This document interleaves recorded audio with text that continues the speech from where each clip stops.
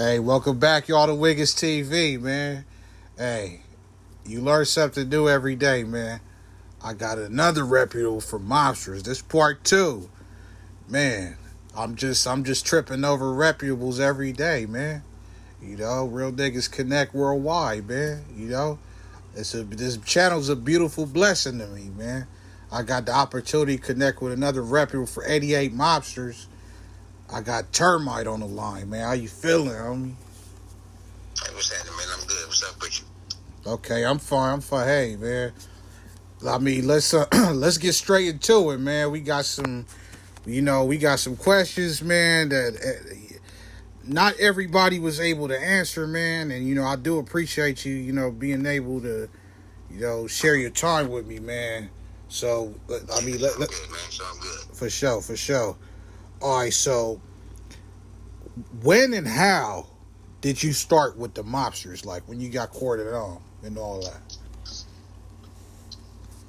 Well, me personally, I never had to get courted on because the homies that started Mobsters back in 1986, Okay. Those was my homies that I grew up with. I was the youngest of the crew. These guys in high school already. I'm in junior high school still. I'm 13 years old. But basically, my homie, who was my next door neighbor back in the day, named Sneaks, he came to me and was like, "Hey, we about to start a prep gang up." That's when the prep gang scene was was pop at the time. So Okay. he let me know that they about to start something up, and he was like, "You down?" I was like, "Sure, I'm down," because I grew up with these dudes since I'm like 5 years old. So Okay. whatever they're doing, I'm doing. So it wasn't no courting on for me. I just was one of the original members, just happened to be the youngest of the group. For sure.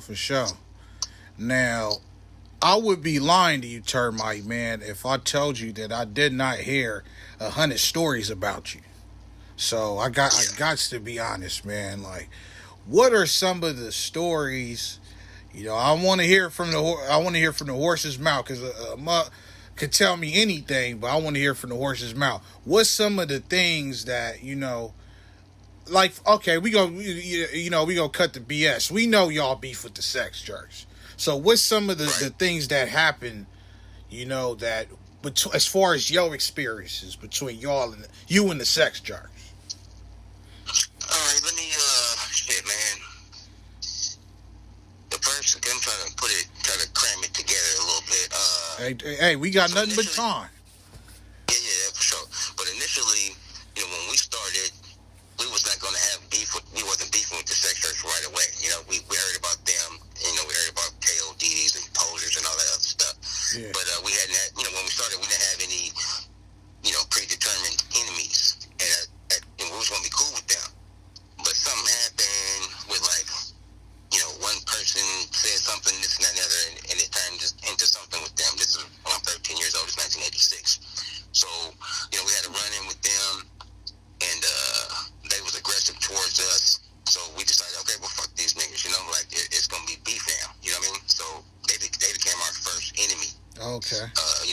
We gathered a lot of enemies along the way, but they became our first enemy. It was over something simple, you know what I mean? But, at that time, it was like, it didn't take much to start up some shit, just like it don't take nothing to start up some shit, period. But, as far as the prep scene was concerned, I think they kind of viewed us as, who are these fools, who do they think they are, type of shit, Okay.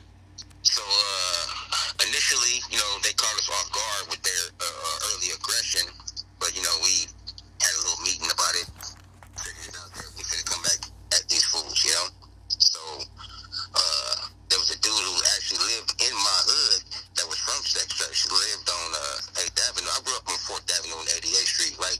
Right. In the hood, right smack in the turf.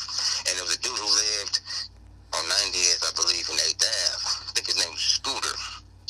And so the homies started going over there, trying to find him so we could, so we can get at him. Like, okay, now we don't get along with y'all, so now, you can't live over here type shit, Oh, okay. So I think we had one run-in with him, and nothing came of it. But then I think, if I remember correctly, my homeboy Big Legend and my homie Big Domino walked over there, and he happened to be outside with one of his homies, and I think it was Beaver from Sex Church. And them niggas got down right there on the corner. And I think after that, Scooter moved from over there. And so that was like their first initial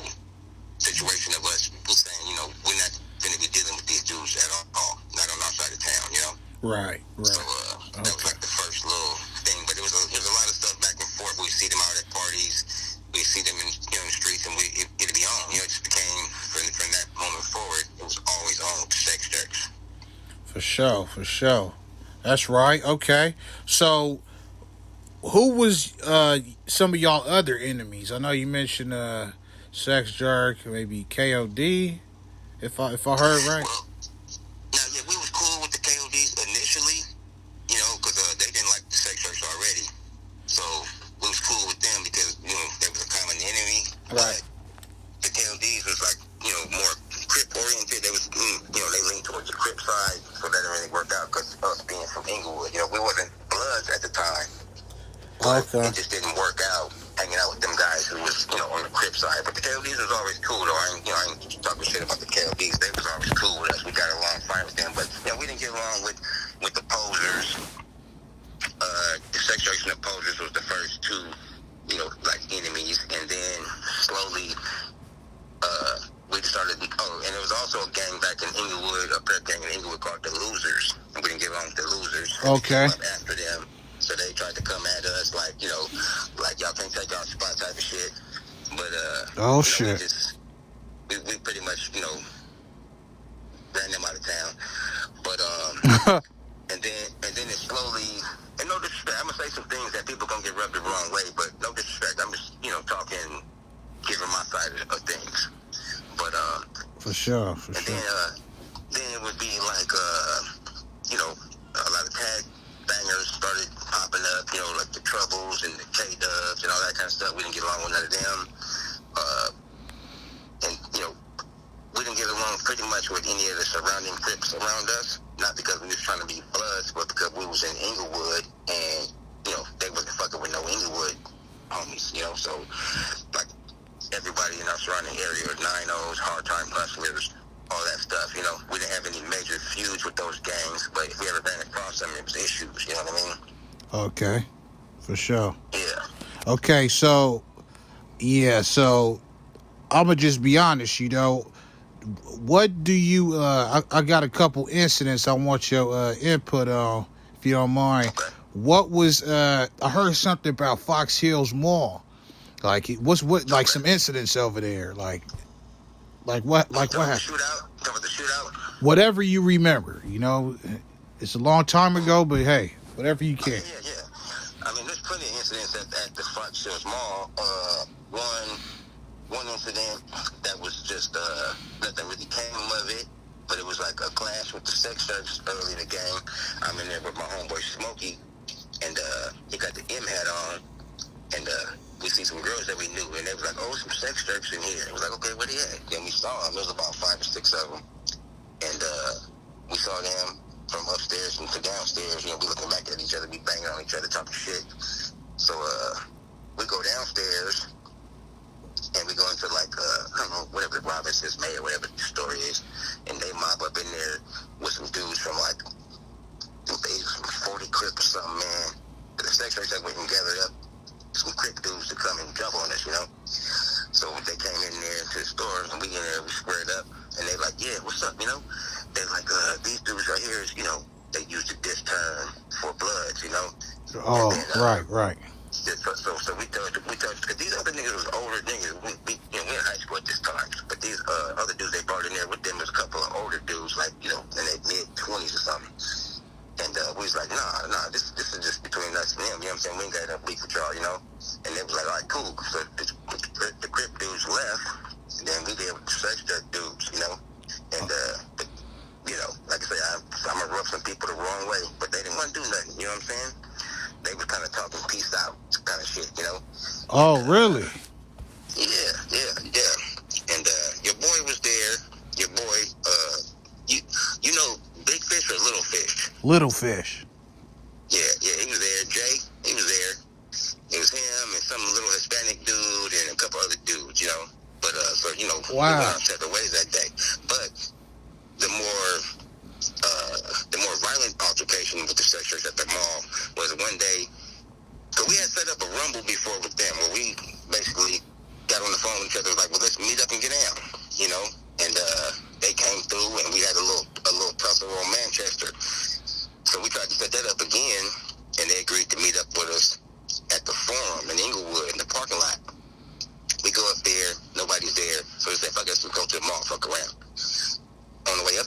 realized we being followed. So we parked on the roof parking lot, and we was waiting to see what's up. Three niggas come walking up, and it's Lonely, I believe, Big Corky, and somebody else. They walk over, and one of them, I ain't gonna say which one, they got to us, and he was like, where Termite at? I'm like, beside him, I'm right here. He's like, hey, you know what? And he pulled a pistol out of his pocket and started getting off. Wow. So I dipped between the cars, then I heard more gunfire. Boom, boom, boom. My homeboy started getting off back. So it turned into a straight gunfight. It's about 2 o'clock in the daytime. You know what I mean? So on the roof of the Fox Reservoir, they was having a gun battle. So the sex strips run off, back to their car. We hopped back in our shit, went back to Inglewood. So you might have heard about that. I don't know, that might be what you might be asking about. It was a shootout we got into right there. Wow. Okay. Damn. Wow. Okay. You pretty much, yeah. Okay. So so you brought somebody up that I definitely, he didn't talk trash about you, bro. He spoke highly of you. That's Lil Fish. Yeah. I don't mean to shit on him either. No, right. Hey, it's the truth. You can't help it. Hey, so but for Little Fish, he spoke highly of you. But I'm hearing that you and Fish was like basically head to head. Like y'all had a lot of incidents, like just bumping heads. It's very familiar with the guy. Because we used to run into each other a lot. See, he lived in Inglewood. He lived in the outskirts of Inglewood. And so we would see him around a lot, and we would try to get after him, but he was slippery, you know what I mean? He knew how to stay out of harm's way. But he also used to come looking for me, you know what I mean? Like, he used to come up to my school. I went to Culver City High School. He came up there before trying to get at me, and brought some homies with him, and, we had a little scuffle and shit with Baby Corky and them. And then I got sent to continuation. He came up to continuation and brought some niggas up there trying to jump on me and stuff, you know what I'm saying? So he was always trying to get at me, but I was always trying to get at him too. So, we was very familiar with each other, and we was always trying to get one up on each other. So, yeah, okay. Very familiar with that guy. Okay. Anything happened at Westchester High School? Yeah, it was always something going on up there, man, because me and the homies used to go up there all the time, because, a bunch of sex shops went up there, and 60s went up there too, went to school there. So, because we were shooting with the 60s for a little while as well. I'll get to that story in a second, but okay. We used to go looking for the sex shops up there pretty often. So, there was plenty of fights. Most of them happened during, like, summer school. In the summertime, we'd go up there, and it was more of them, it seemed like, during the summer for some reason. So we would always be, fighting with them motherfuckers, chasing them into the halls, driving down Manchester, chasing them, or they throwing rocks at us. It was always some activity at Westchester. So it was more than a few incidents to talk about from Westchester. Okay, for sure. So he I ain't gonna lie. So he was he told me like no BS, man. He said one of y'all set him up. If not you, set him up at a football game. Like, hey, come back here, homie. Hey, one of your homies back here. At a football game, at a Westchester football game. Yeah. Yeah, I mean. Hey, I can't knock it. It's an enemy at the end of the day, So, do you remember? I mean, I don't remember the details of trying to set him up per se, but I was always looking for that motherfucker. So, that's very possible. I was always looking for him, and Baby Corky went there, and I was always looking for them guys. So, like I said, me and my homies used to be up there a lot. So, the way he's telling the story could be different from the way I remember it, but I know for sure we was always up there looking for them dudes, and they was always, expecting us. So, I'm sure there was some kind of setup. We was always trying to get that dude, man, because he lived in Inglewood. And so, as far as we was concerned, ain't no sex workers allowed to live in Inglewood. Oh, shit. So, it was three of them. It was three of them that we knew of. It was the one I told you about, Scooter, but he left out of the hood real early. But then there was two more, and it was Lil Fish and another dude. I can't remember his gang name. I know his real name, but I ain't gonna say his real name. But the homies, he lived in a house over there in the NHPs. Oh. Right around the corner from where Lil Fish lived at. So the homies did some work, with some firearms and shot him at his house. Oh. And, he survived the shooting, but he was in a bad way afterwards. He wasn't himself after. Oh. So. Cuz they testified, did he? Huh? Cuz they testified on y'all, did he? No, he didn't testify because nobody never got in trouble for it. Nobody never got arrested for it. Okay. So there was never no court case or nothing. It was just, the work got put in and, that's what it was. But, so the next task was to get a hold of Little Fish. The next guy that was in Inglewood. We got to get him out of here now, But we could have never catch him, though. We used to post up. He lived in a big-ass apartment building that was gated. We used to post up and park the car down the street and try to go. We knew his car. We used to try to just sit out there and wait. You know what I'm saying? Be sipping some 40s or something, just waiting for him to pull in or pull out and get on his heels. But we could never catch that dude, man. He was evasive. Shit. Not saying he was scary and running from us, but we just could never get our hands on him. I feel you. Okay, damn, Termite, you ain't regular, man. You really put in work out here, man. Wow. I was serious about it. So what happened at the Fat Burger, man? Tell me about that one. Okay, which one? Which occasion? Who against who? The sex jerks? Both. The one sex jerks, or maybe the KODs, the other one, whatever you got. Shit, man, we used to get into that Fat Burger all the time, man, with sex jerks, 60s, all kind of shit. I don't know. I don't really have no sex jerk story from Fat Burger that I recall. Most of the time, we was getting into the affairs with the 60s. So, okay. Yeah, we got a couple. But you... Yeah, go ahead. Go ahead. No, I said, we was beefing with the 60s for a little while, too, over some shit. But then, once we get done talking about sex work, I'll transfer over into that story. Okay, for sure. But as far as sex jerks go, dudes like Little Fish, I've been into it with Big Fish before. He drives on Fifth Avenue, tried to bang on me. I pulled my knife out on him and ran up on him. He drove off. Been into a Big Sexual, Big Nutty, all them older niggas. I was young. I was younger than them, but I was trying to press the line on these dudes anyway. So I've been into it with all these guys I'm familiar with. They older homies, and then like the little Corkies, the baby Corkies. Baby Corky was another one of my, arch rivals. Like Little Fish was a rival of mine, but Baby Corky was a rival of mine that I was able to get a little closer to. Like I almost had him on a few occasions, like right on his ass. But he was wild. You know what I'm saying? He used to be in the streets. He done bust on me before and all that kind of shit. Oh shit! It didn't shoot me, but shot at me. You know what I'm saying? So me and him was really trying to get each other. I chased him on a couple of different occasions, and the one time I finally was able to get a hold of him was when Little Truck from Rhinos told you that story about how Baby Corky jumped through his windshield. Oh. Yeah, baby. That same night that Baby Corky jumped through his windshield, me and Baby Corky had a fight. Well, it wasn't quite a fight. I just knocked him out, just laid him out. But when we showed up, the Rhinos were like, "Oh, the sex jerks just fucked my car up." And okay, cool, whatever. We showed up pretty deep though. So then we posted up outside the party, but like up the street, and 3 carloads of sex jerks rolled by, banged on us, right? So we banged on them back. So a few minutes later, they come back on foot. They got sticks and rocks and shit. So we ran out, me and my homie Smokey, we went out to the street to meet him. And Baby Corky was a little bit to the right of his crew. I'm a little bit to the left of my crew. So we kind of, we squared. It's me and him. He saw me. He had a stick in his hand. He threw the stick down.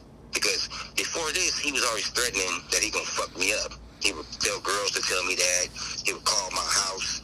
I'm gonna fuck you up when I see you, So I'm like, whatever, nigga. When we see each other, we gonna get it in, Right. So when he saw me, at the time before that, when I saw him, he had a weapon, And I told him to put it down, but he wouldn't. He was trying to hit me with the stick. So this time, he saw me, and he just threw the stick down. I didn't even say put it down. He just threw it down, but I was already running towards him. So when he threw the stick down, I just kept running and just fired on him hard as I could, right in his face, and just collapsed him. Oh. And no disrespect to the guy, because he's resting in peace. You know what I'm saying? But I'm just telling the story the way it happened. Right. So, so then, once I laid him out, the melee kicked off. They throwing rocks, they swinging sticks and shit. My homie Lord Domino, rest in peace, started getting off with the little pistol. And them fools scattered. Wow. So yeah, Eddie, that's how that event went. But Baby Corky, for me, was somebody I was always trying to get my hands on, because he was always, around and always trying to do shit, and he was, he was banging their shit, you know what I mean? Right. So yeah, that was the situation with him. All right, let me wrap up the Sex Jerk segment. I got one more. So coming out of Music Plus, I'm hearing, because there was a place called Music Plus to my knowledge. So coming out of Music Plus, I'm hearing a Fish was coming out, and Sheriff got involved and basically saved him from, getting beat by y'all. You recall that? Was that Marina Del Rey? I believe so. Yeah, it might have been Marina Del Rey. I mean, it was a lot of incidents with those dudes, man, but like he basically said that, okay, let's say he was coming out the store or whatever it was, and he seen y'all, and like he had no chance, and the altercation escalated, and before y'all could get y'all hands on him, like the sheriff came and took him or something like that and put him in the... Yeah, that sounds vaguely familiar, but I don't think I was there for that. I think I might have heard the homies talking about that, but I don't think I was there for that particular incident. Okay, for sure. All right, well, tell me about the '60s then. What was the beef about between y'all in the '60s? Because from my knowledge, they basically beef with Inglewood families and Crenshaw Mafia. Beef with the families ever since the beginning, of those hoods. But with us, what happened was, I had a girlfriend at the time who was having a birthday party, and it was at the place called the Airport Park Hotel. It used to be across the street from the Forum in Inglewood. But she went passing out flyers for the party, which I warned her against. It wasn't no social media, obviously, way back then. So the form of social media was flyers. People come to your party, you go to the mall, you go to the Venice Beach, you go to places where a bunch of people and you pass out flyers. Right. So but I told her, I said, all you're going to do is have a bunch of fucking fools coming in here that me and my homie's going to get into it with, because that's right down the street from our hood. So we walk there. We walk deep. So we get there, and, everybody's there. There's all kind of motherfuckers there, all kind of different hoods and shit. But, we checking everybody and, asking everybody where they from. And, everything's pretty cool for the most part, except I get into it with this one dude from Mansfield. But we didn't fight at the time. But towards the end of the night, some shit got going on, man, with the 60s, and some gunfire went off, and one of the 60s got killed. The next morning, and my girlfriend at the time, she lived in the 60s. She knew all these fools. So she called me the next morning with a 60 on the phone, and he tell me, his name Baby Shiny Mac, he tell me, oh yeah, we heard you killed the homie last night. I'm like, what? Man, yeah. So, the shit went from bad to worse. But if I told her don't be passing out flyers and all anyway. So shit went from bad to worse, and I'm like, nah, man, you got faulty information, because, I didn't shoot the guy, I don't know who shot him. Wow. Anyway, so they declared war on us. The Overhill 60s, they declared war on us. And it was just on from there. They started coming, looking for us, and coming to where they know we'd be at. We used to fight with them fools every other weekend. They trying to bust on us every other weekend. And so, it was beef with them guys for a while with that, for a good little minute. And I think what turned that around, I think they got some other information that, it wasn't me. I don't know. But they just kind of eased off of us. I mean, it was hot for a minute. They came to my house and everything, you know what I mean? Okay. Wow. That's Yeah, crazy. shit was hot. A motherfucker came to my door, rang the doorbell, and I went to peek out the window, and I'm like, who the fuck is that? I know for sure he ain't no ally, you know? So I told my grandmother to go to the door, to open the door, talk to him through the door, tell him I ain't here. And he's like, okay, can you tell him Terrence came by? And Terrence was the name of the dude who got killed at the party, you know? So I'm like, fuck, that's the 60s. Them niggas probably shoot my house up tonight, you know? Yeah. They didn't. Thankfully they didn't, but you know, I was on the edge like a motherfucker that night for sure. I feel But, you. Damn. yeah. Wow. But yeah, we had a lot of fights with them guys, and yeah, they were trying to bust on us pretty often and everything, man. There was a lot going on with that for a minute. Wow. Okay. So I'm not sure if you ever went down. I'm pretty sure, gangbanging, in LA County, you got to at some point got locked up, or even if you ain't hit the prison yard, you for sure went to the county somewhere. So Yeah, I never been to prison, but I've been to the county on three separate occasions. okay, right. So obviously you guys come from the Inglewood section and you blood, so quite naturally you gonna jump on the I card. You gonna, I would assume that you 88 mobsters claiming blood, so you would hit the county jail and function with the I card, the bloods, the Inglewood card, the blood card. So is that the case, or? Well, for me personally, I mean, every time I was just in general population. I wasn't in no gang modules or nothing like that. I was just, in there with everybody with a little mix of everything. I would occasionally come across a blood, but mostly I was just around trips all the time in essays, So it just was what it was. I was fortunate enough to not get caught up in there on no bullshit. But, I just stuck to myself, man. Stay quiet, didn't talk too much, and just kind of played the wall, you know what I'm saying? Okay. I could dig it. Okay. And man, I'm pretty sure you heard my interview with your boy Mobsy from your hood. Yes. So Yeah. one of the questions I wanted to ask him that I didn't get an opportunity to, or didn't know at the time to ask you, was, seeing as how he's a Mexican in a black gang, when he hit the county or the prison yard, as a matter of fact, for that body, who would he function with? Did he function with the Mexicans or, the blacks? Well, from my understanding, because I lost contact with him after a while, but from my understanding, he was functioning with the Mexicans and the blacks. Like he kind of had a little, way of moving in there where Really? he didn't develop. He didn't develop enemies on either side that's going to target him for his gang choice. You know what I mean? So yeah, he was a unique guy, man. One of those pictures I sent you, it's a picture I sent you with two people in it, and it's me and him in that picture. He's on the left. But yeah, he was a unique guy, man. He was a cool dude, man. He was with business and all that, but he was a super cool dude and intelligent guy. So he figured out what to do once he got there. He didn't have any major issues, which you might expect from something like that, Okay. For sure. What's crazy, man? I seen that Fish called, man, just now. You wanted, I know it's your time to shine, it's your interview, but would you mind, connecting right now or later, or what's up? What am I, what? Like connecting with Fish right now? Cause he just called.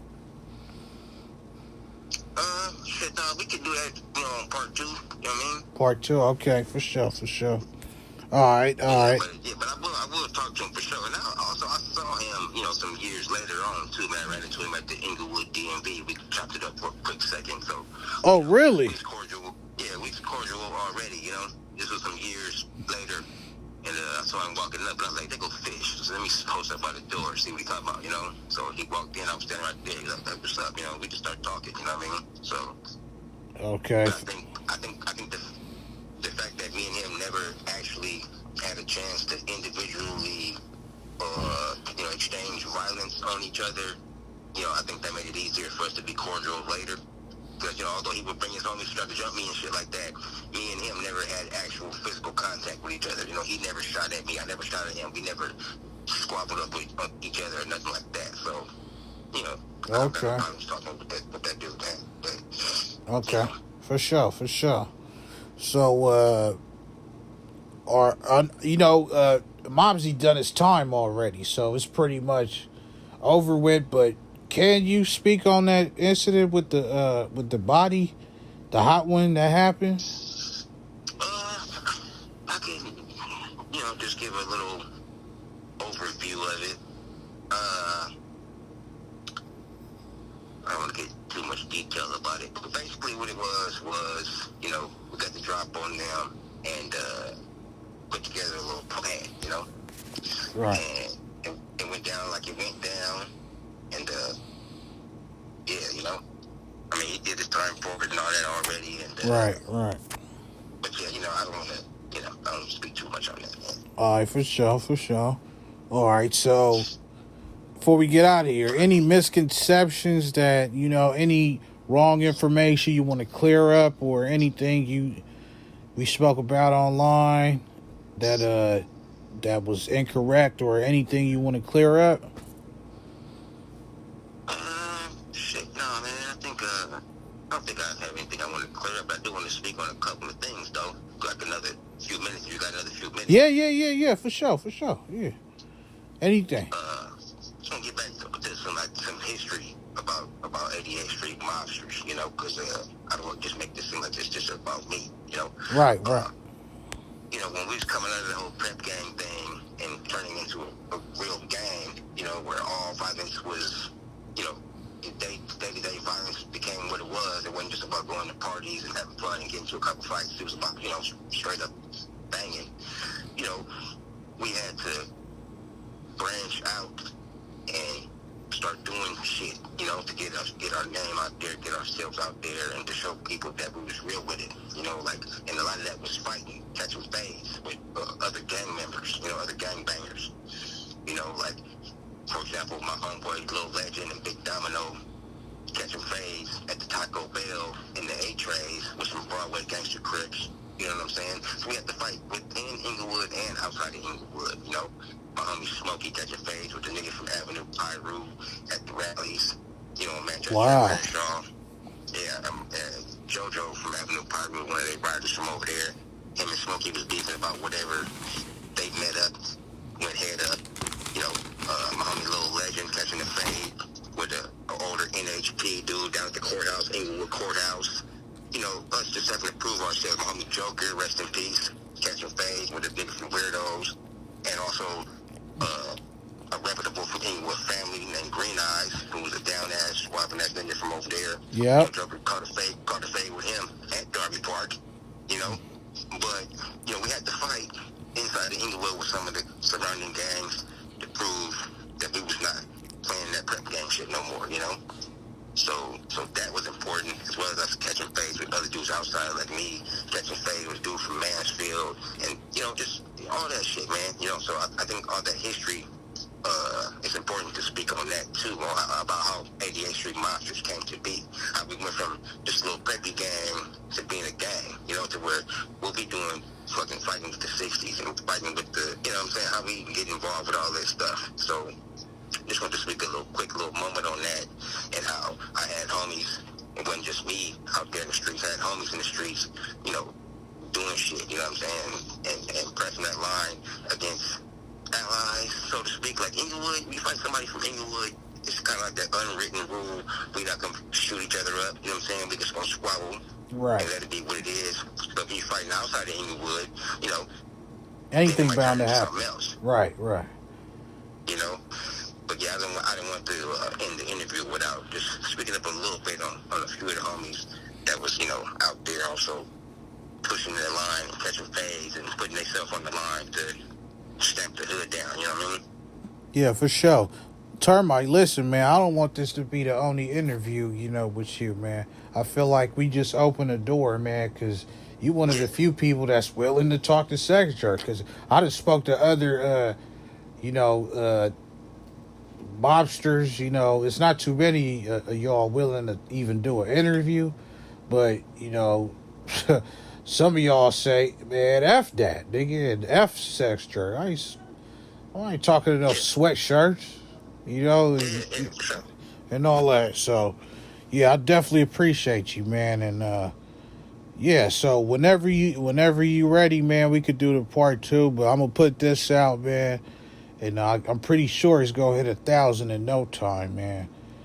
And Yeah, people, for sure, man. It was, you know, it was my pleasure. You know what I'm saying? I definitely got a whole lot of more stories to share with you, and you know, we'll pick it back up on another time. all right, for sure. All right, y'all got it here first, man. Termite, you know, sharing the history of the 88 Mobsters and what went down. You got it here first, man. We out of here, man. That's what's up. Yep.